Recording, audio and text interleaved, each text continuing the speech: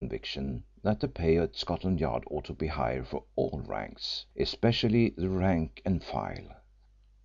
He also declared that he was ready to do his best to thwart Crewe.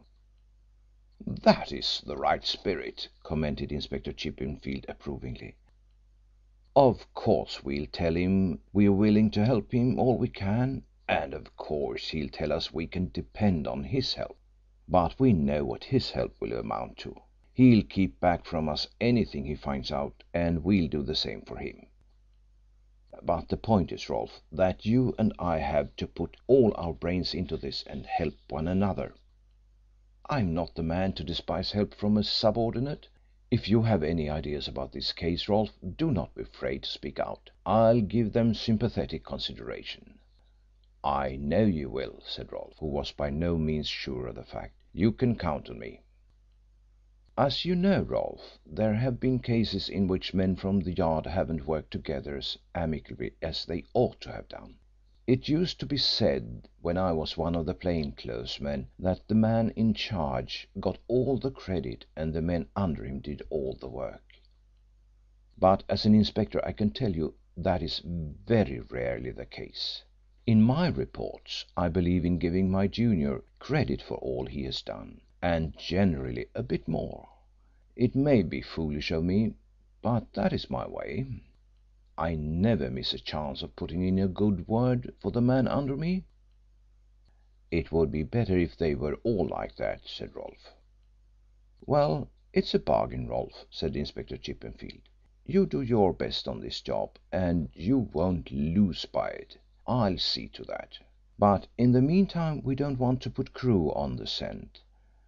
Let us see how much we'll tell him and how much we won't." "He'll want to see the letter sent to the Yard about the murder," said Rolfe. "The Daily Recorder published a facsimile of it this morning." "Yes, I know about that." "Well, he can have it. But don't say anything to him about the lace you found in the dead man's hand, or at any rate not until you find out more about it. The glove he can have, since it's pretty obvious that it belonged to Sir Horace. We'll spin Crewe a yarn that we are depending on it as a clue." Crewe arrived during the afternoon to inspect the house and the room in which the crime had been committed. There was every appearance of cordiality in the way in which he greeted the police officials. "Delighted to see you, Inspector," he said. "Who is working this case with you?" "Rolfe. Don't think we have met before. Rolfe, have we?"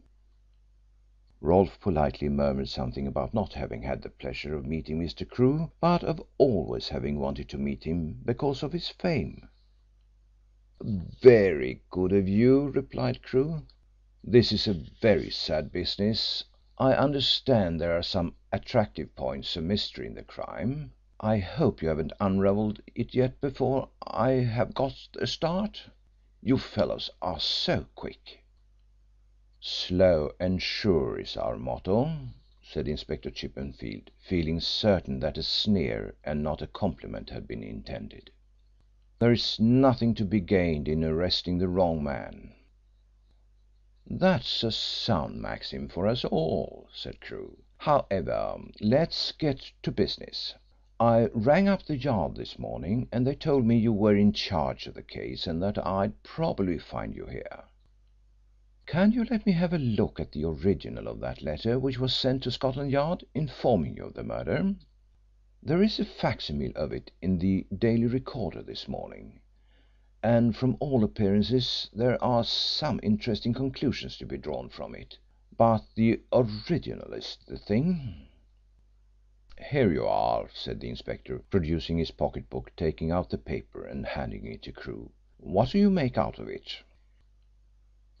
Crewe sat down and, placing the paper before him, took a magnifying glass from his pocket.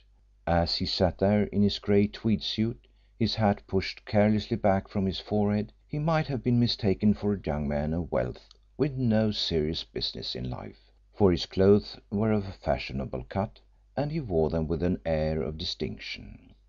But a glance at his face would have dispelled the impression. The clear-cut, clean-shaven features riveted attention by reason of their strength and intelligence, and though the dark eyes were rather too dreamy for the face, the heavy lines of the lower jaw indicated the man of action and force of character. The thick neck and heavily lipped firm mouth suggested tireless energy and abounding vitality.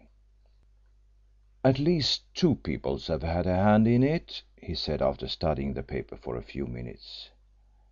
"In the murder?" asked the inspector, who was astonished at a deduction which harmonised with the theory which had begun to take shape in his mind. "In writing this," said Crewe, with his attention still fixed on the paper. "But of course you know that yourself."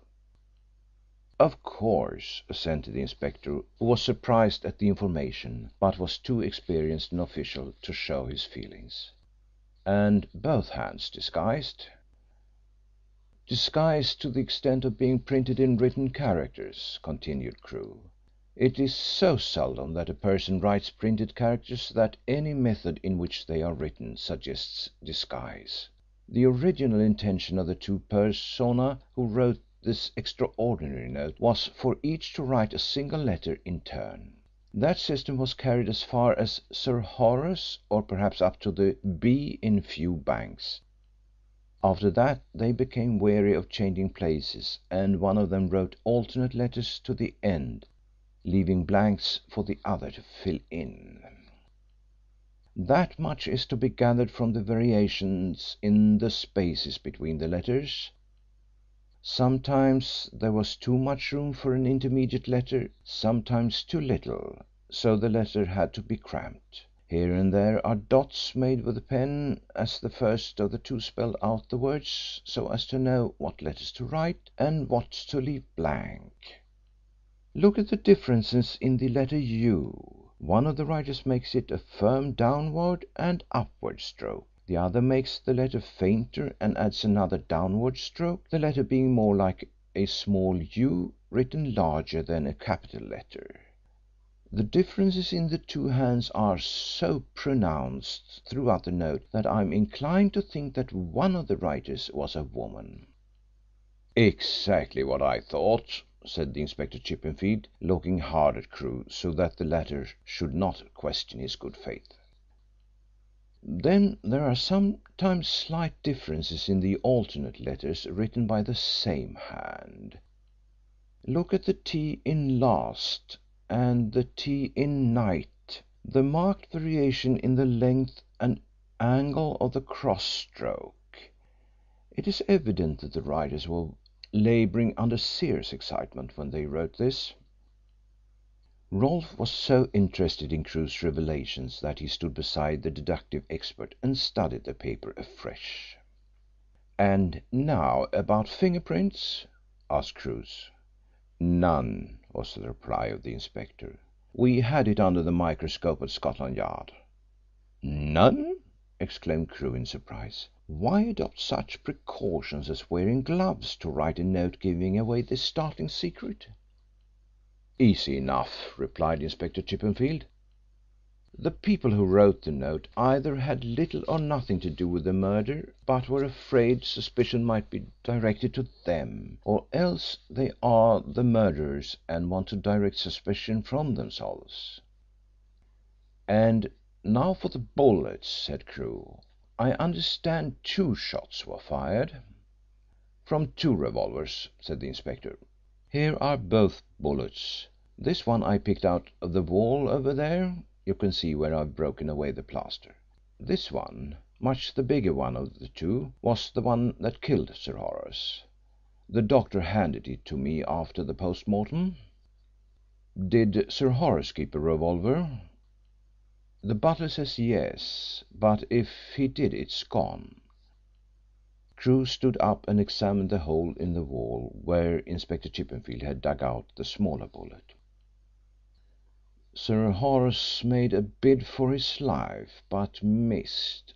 Of course he had no time to take aim while there was a man on the other side of the room covering him. But in any case those fancy firearms cannot be depended upon to shoot straight." "You think Sir Horace fired at his murderer fired first?" asked Rolfe.